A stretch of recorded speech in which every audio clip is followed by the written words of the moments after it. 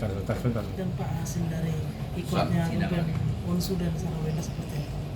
Baik ya, jadi setelah beberapa kali persidangan gugatan perceraian yang diajukan oleh saudara Ruben Onsu terhadap istrinya, pada hari ini Majelis Hakim Pengadilan Negeri Jakarta Selatan telah memutuskan perkara tersebut secara prestek, dalam arti tanpa hadirnya tergugat.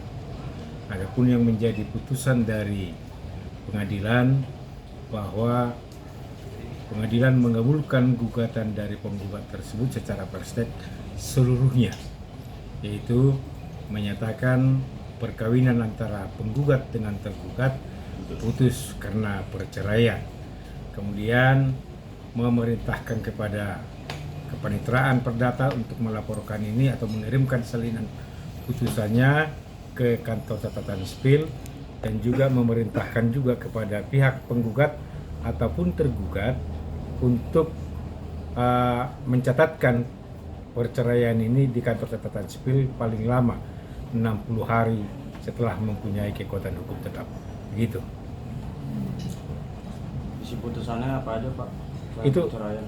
intinya itu bahwa isinya saya bacakan lebih lengkapnya, menyatakan tergugat telah dipanggil secara sah dan patuh tetapi tidak hadir persidangan, mengabulkan gugatan penggugat keseluruhannya secara prestek.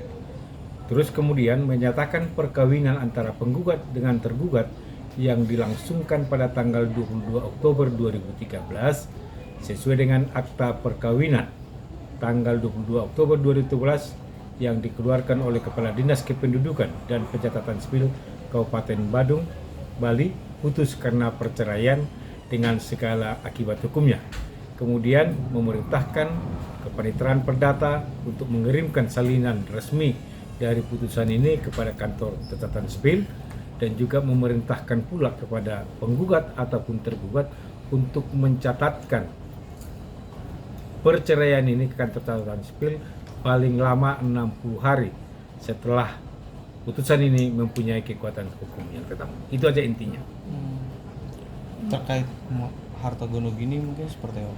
Iya. Karena memang dari awal, baik itu menyangkut masalah harta gono gini maupun masalah hak asuh terhadap anak, tidak pernah dimohonkan oleh penggugat, sehingga majelis hakim tidak mempertimbangkan hal itu.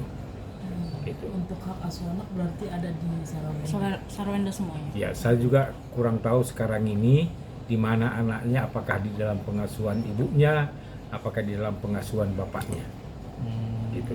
Artinya kedua belah pihak sepakat untuk maksudnya bareng-bareng gitu ya, Pak? Tidak mempermasalahkan. Ya memang secara hukum kalau anak itu masih di bawah umur, ada berada di kekuasaan oleh istrinya, tetapi tidak menutup kemungkinan kepada penggugat juga suaminya untuk tetap ikut berperan serta dalam hal mendidik, memelihara, dan mengurus anaknya tersebut. Tidak dibatasi. Pak, berarti untuk isi gugatannya cuma perceraian aja ya, Pak? Iya, cukup perceraian.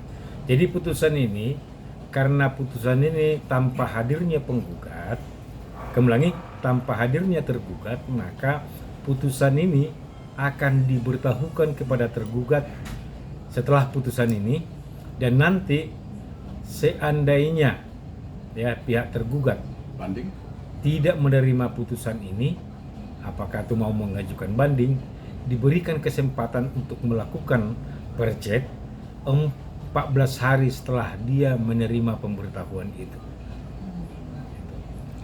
berarti hari ini udah putus, Pak ya? Sudah putus, sudah jelas. Cerai ya? Ya, Terus cerai. ya Pak cuma menegaskan berarti ikut ya, Pak, putusan. Iya, secara ekor, dan itu sudah bisa diakses juga secara ekor, ya, mengenai hasilnya. Oke. Ya, Oke. makasih, Pak. Makasih ya, Pak. Oke.